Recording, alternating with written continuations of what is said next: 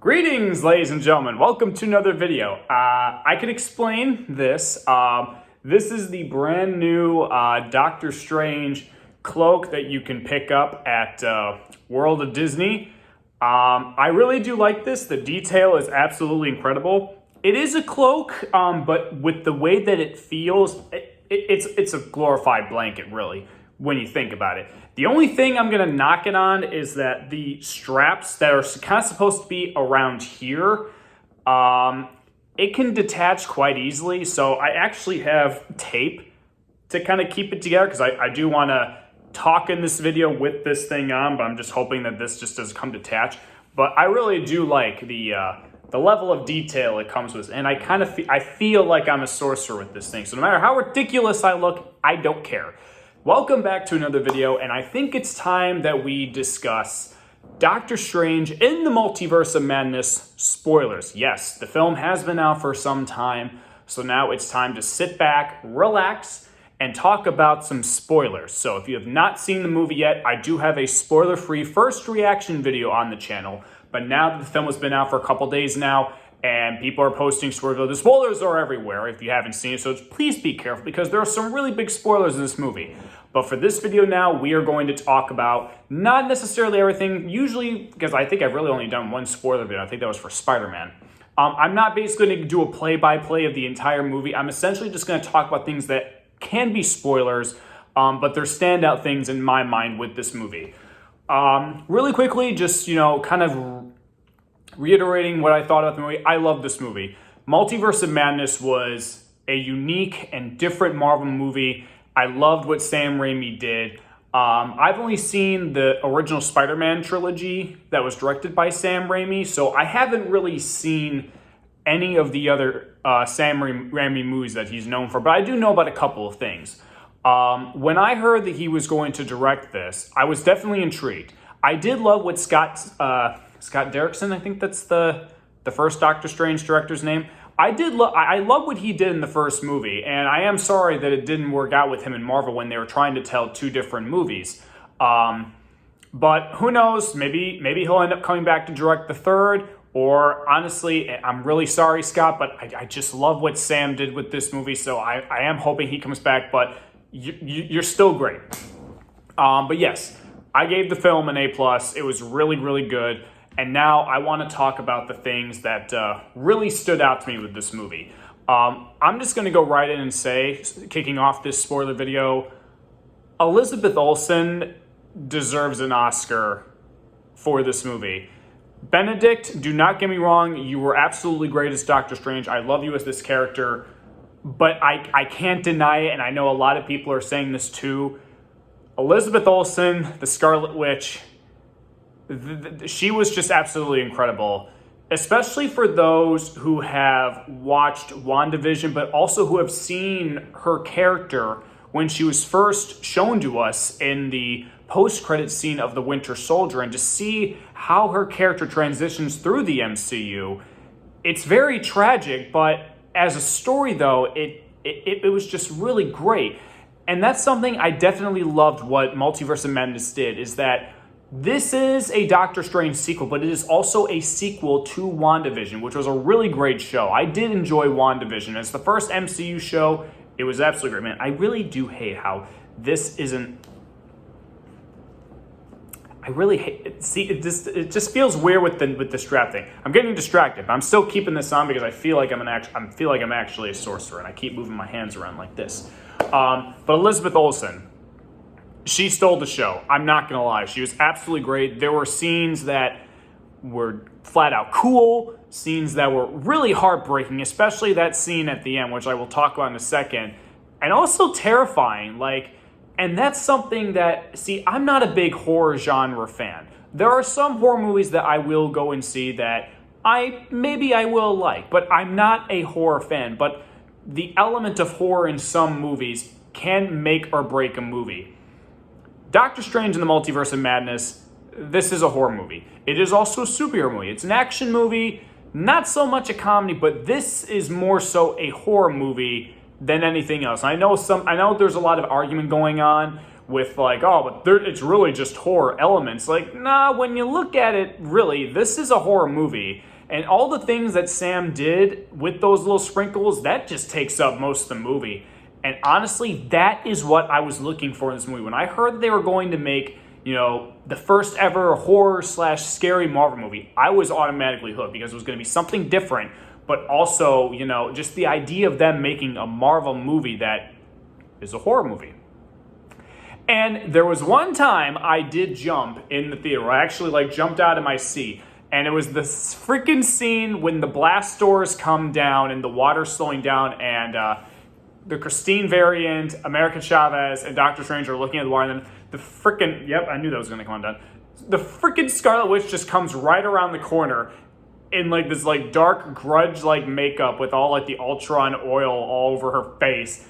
Scared the holy shit out of me. I did jump. And the thing is, I've only seen the movie twice. I went and saw it again with a friend. And even though I knew it was coming, I still jumped. I still jumped at that scene.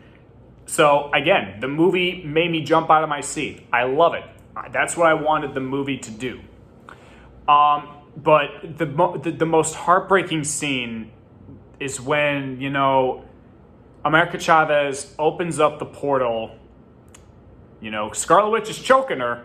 And then she sees her 2 kids, and they are mortified of her. It was so heartbreaking. And when they're throwing the toys at her, and she yells at them to stop, I got teared up, guys. That for everything that she's been through and what she's trying to achieve in this movie, because you get where she's coming from in this movie. You totally know why she's doing this, and honestly, with everything that she's been through, I don't blame her. I mean, all she wants to be is with her children, but she's going through really dark means to get that, and it is crazy. But that moment when she tells her kids that she will never hurt them, and she backs up, she's shaking and crying. I was crying. That was just absolutely emotional, and that really hit. And again, I like it when Marvel movies, and just any movie in general, does that. We could go on and on about superhero moments that really hit you in the gut and really make you care for these characters. That scene right there is just another one of those great moments. And I can talk more about any other moments in any other films. But that one, it's heartbreaking, it's powerful, it's sad. Great scene. Absolutely great scene. And again, I have to compliment the fact that if you watched WandaVision, this movie totally pays off. And that's what I'm really hoping that going forward, when they start incorporating the Disney Plus shows within the movies, there is some big payoff. Now, the next big one is the Falcon and Winter Soldier, or now it's Captain America and the Winter Soldier. So I'm very curious to see how that's going to go with the 4th Captain America movie, which they have confirmed, but I don't think that they're currently filming yet. But I know it's somewhere it's in the works for whatever phase that's going to come out. So I'm hoping that with what happens in that show pays off in the movie. That's going to be really exciting. Low-key, I don't really know where that could go. I'm still a little bit on that. What if it's just a great time? And then if you want to know my opinions on Moon Knight, I got a video in the channel that you can go and watch. But now let's get back to spoilers. Just again, from the start of this movie, we're immediately dropped into an action scene with a Doctor Strange variant and America Chavez running away from some monster. Then we have all the stuff with Christine and Doctor Strange. I know a lot of people say it's kind of cheesy. I think I've even heard a few people say it was stupid. I don't think so. It was definitely emotional, and it's sad, really. I mean, because that's really all that Strange wants. Even though he sometimes can be, especially in the first movie, an arrogant asshole, the man does have a heart. He does care, but he has a hard time kind of showing it and explaining it. And I love that this is what the movie did. It really made you feel more for him and what he actually wanted. He wants to be with Christine. And yet, that's the one thing I hate about this thing. It just can't stick. He can't have Christine, but I like how they kind of joke around with that. And even towards the end, where he thinks he may have a chance with this alternate Christine, but can't do that because of multiversal problems. But yeah, what else really stood out? Okay, now we'll get on to a topic that I know a lot of people are talking about right now, and that is the violent, bloody content in this movie. Now, let me just stress. A film doesn't have to be rated R to be good. It doesn't. There are plenty of great movies out there that are not rated R. But here's my thing when it comes to superhero films, and I have evidence to back this up. When a superhero movie dares to go rated R, I get why studios don't do it.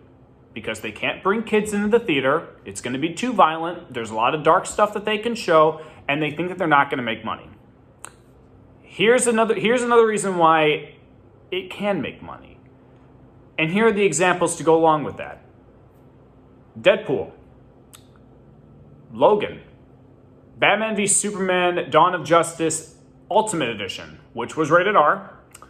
I know that they played that a couple times in a few theaters, so I don't think it was everywhere, but you could see that in theaters. What else? Oh, Zack Snyder's Justice League on HBO Max, but now on Blu-ray, was rated R.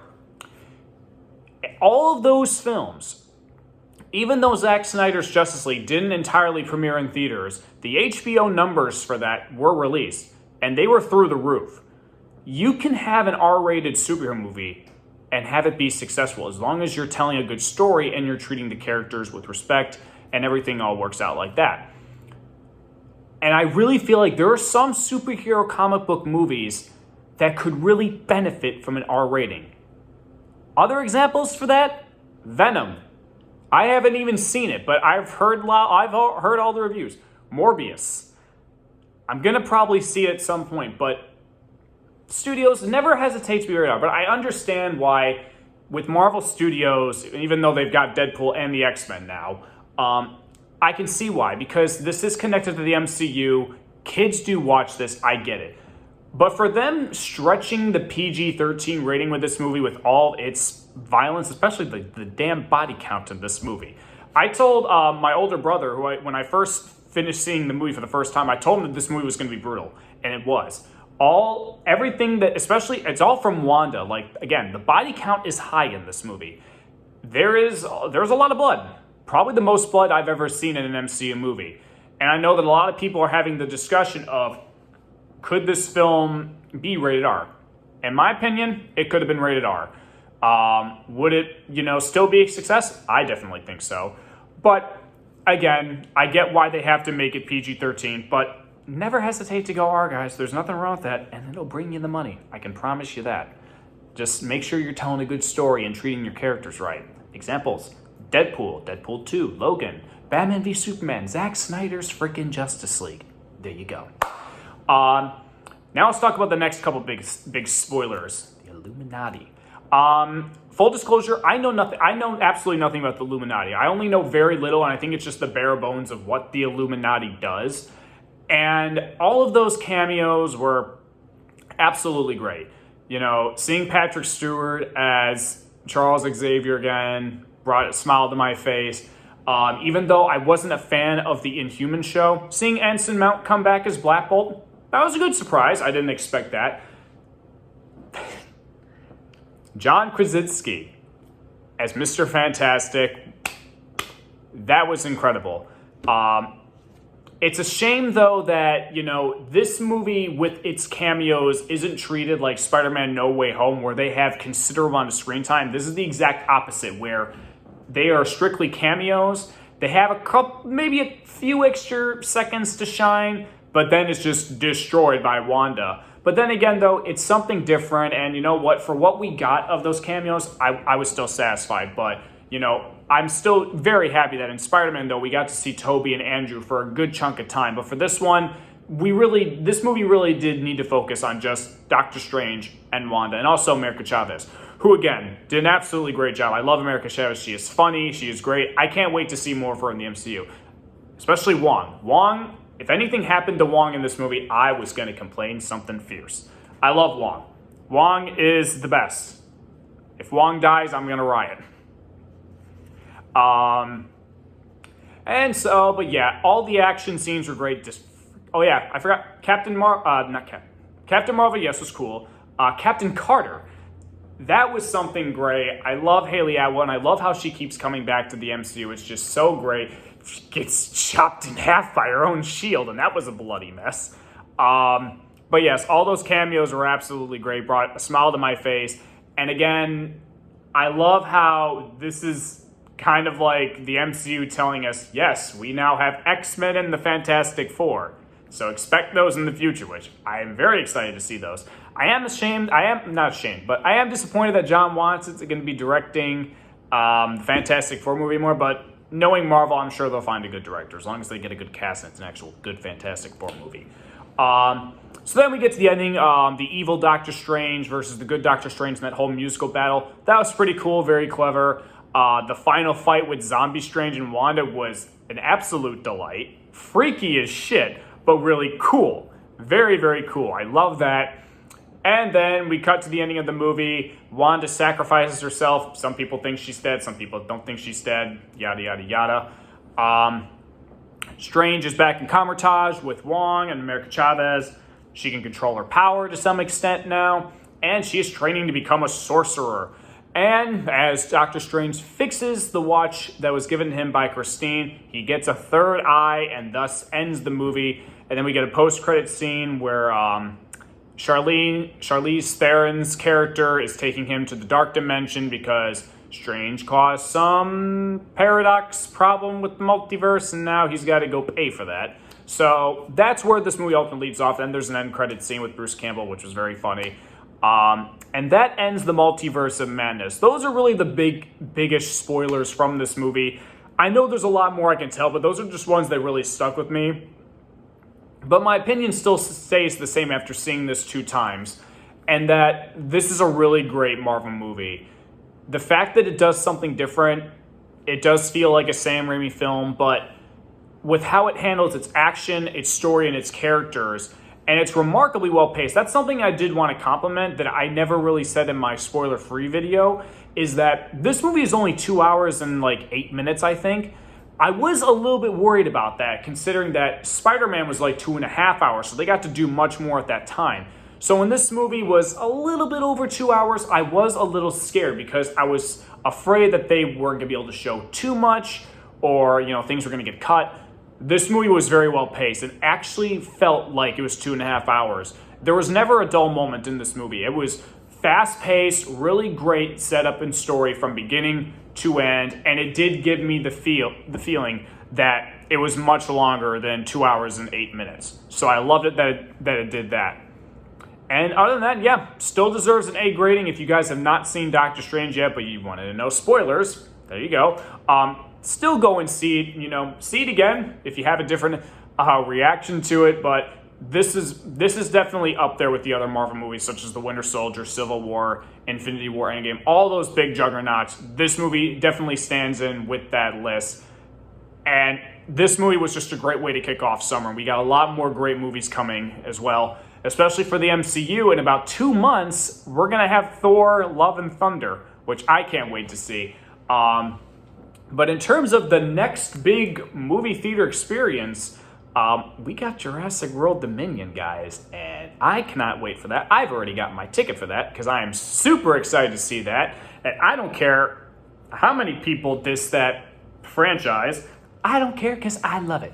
Yeah, the only thing I hate with this thing is that this thing will not stick, but I can't help it. It just, the detail is absolutely astounding. I really do love this detail, and I really feel like a sorcerer. But yes, that is my spoiler video for Doctor Strange and the Multiverse of Madness. If you guys have not seen it yet, go see it. And why did you watch this video first? But if you have seen it, let me know what you guys think down below. I have some other videos in the future that I want to release and talk to you guys about, and a couple other stuff. And I think pretty soon, I may even have it up by the end of today, but I want to make another video talking about a new television series that I'm going to be doing a little project for. So thank you guys so much for watching. I hope you enjoyed the Multiverse of Madness. And for Marvel movies, I'll see you guys next time with Thor, Love and Thunder. Have a good one.